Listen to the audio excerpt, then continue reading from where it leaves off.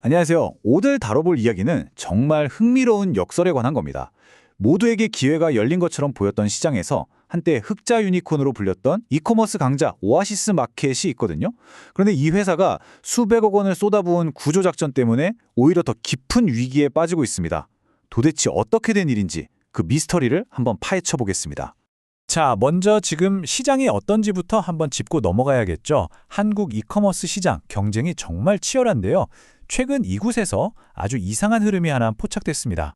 이 그래프 좀 보세요. 이른바 탈쿠팡 현상이라고 해서 쿠팡을 떠난 사용자들이 다른 곳으로 옮겨가면서 대부분의 경쟁사들이 이익을 봤어요. 네이버, 쓱닷컴 다 성장했죠. 그런데 말입니다. 유독 오아시스 마켓만 사용자가 오히려 줄었어요. 다른 데는 다 오르는데 여기만 뚝 떨어진 거예요. 정말 이상하죠? 바로 이 지점입니다. 이게 오늘 우리가 풀어야 할 가장 큰 숙제죠. 시장 전체에 훈풍이 부는데 왜 오아시스는 그 바람을 타기는커녕 오히려 뒷걸음질을 쳤을까요? 그 답을 찾기 위해선 오아시스가 던졌던 정말 과감하고 어찌 보면 무모했던 한 수를 들여다봐야 합니다. 바로 티몬 인수라는 아주 위험한 도박이었죠. 이 차트를 보시면 오아시스의 고민이 그대로 보입니다. 한때 거의 20%에 육박했던 매출 성장률이 글쎄요, 2024년에는 한 자릿수까지 뚝 떨어져 버린 거예요. 뭔가 이 성장 둔화를 깨트릴 극적인 한 방이 절실했던 겁니다. 그래서 오아시스가 꺼내든 카드가 바로 티몬이었습니다. 한때는 정말 잘 나갔지만 동시에 1조 원대 사기 사건이라는 정말 치명적인 과거를 가진 말 그대로 양날의 검이었던 거죠. 오아시스는 여기에 무려 500억 원이라는 정말 어마어마한 돈을 쏟아붓습니다. 티몬의 부활에 거의 모든 걸 걸었다고 봐도 과언이 아니죠. 이건 단순한 투자가 아니라 회사의 운명을 건 거대한 베팅이었습니다. 그런데 말이죠. 야심찬 계획이 시작부터 삐걱거리기 시작합니다. 수백억을 쏟아부었는데 정작 티몬은 다시 문을 열지 못했어요.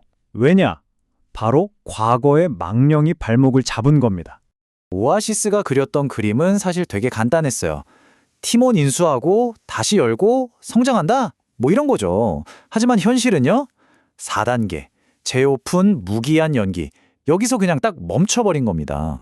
이게 티몬이 직접 밝힌 실패 이유인데요. 결국 과거에 돈을 떼인 피해자들이 가만히 있진 않았던 거예요. 카드사랑 금융기관에 계속해서 민원을 넣으니까 버틸 수가 없었던 거죠. 신뢰가 한번 무너지면 이렇게 무섭습니다. 그러니까 상황이 이랬던 겁니다. 오아시스는 판매사들한테 수수료 최저로 해줄게, 돈도 다음날 바로 줄게 하면서 막 끌어모았어요. 근데 정작 돈이 오고 가야 할 길, 그러니까 카드사나 결제 대행사들이 아니 걔네 위험해서 안 돼 하고 문을 딱 걸어 잠궈버린 거죠. 심장은 찌는데 피가 안 도는 거예요 지금. 네, 결국 모든 문제는 딱 하나, 신뢰였습니다. 오아시스는 팀원의 이름을 바꾸는 등 여러 시도를 했지만 근본적인 문제를 해결하기엔 역부족이었죠. 이 타임라인을 보면 당시 얼마나 혼란스러웠는지 그냥 느껴져요.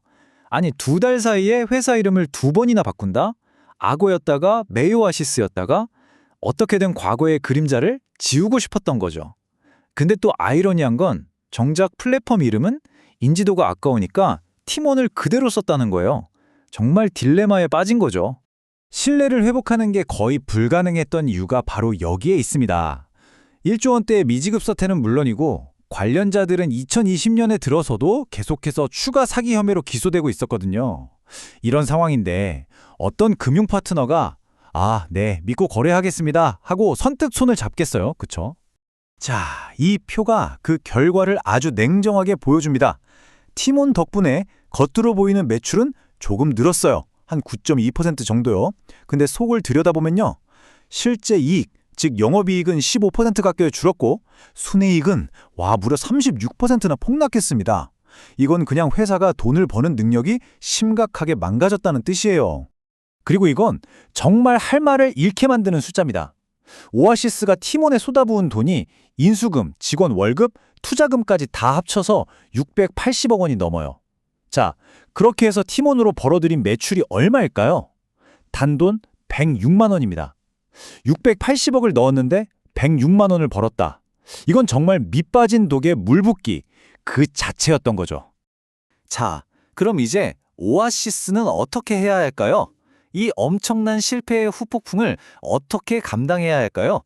결론은 이겁니다. 성장의 동력이 될 거라고 믿었던 티본이 이제는 오히려 오아시스의 돈과 이익을 빨아먹는 거대한 블랙홀이 되어버렸다는 것. 함께 날아오르기는커녕 건강했던 모회사를 물귀신처럼 끌어내리는 족쇄가 된 셈이죠. 과연 오아시스는 이 수백억 원짜리 거대한 짐을 다시 자산으로 바꿔내는 기적을 보여줄 수 있을까요?